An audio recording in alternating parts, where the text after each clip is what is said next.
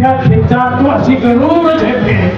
अशी आमच्या वारकरी संप्रदायाच्या तर्फे शुभ आशीर्वाद आणि पुढे तुझं भविष्य उज्ज्वल त्यासाठी तुला भगवंताने चांगलं आरोग्य देवो निरोगी असे लाभो अशी सर्वच मंडळींच्या तर्फे वारकऱ्यांच्या तर्फे शुभेच्छा हार्दिक अभिनंदन.